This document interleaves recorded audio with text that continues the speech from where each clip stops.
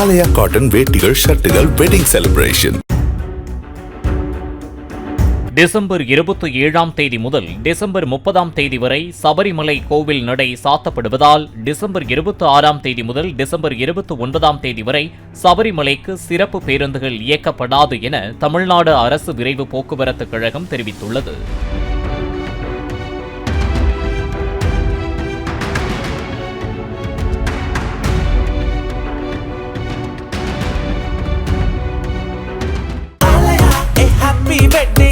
ஆலயா cotton வேட்டிகள், ஷர்ட்டுகள், wedding celebration.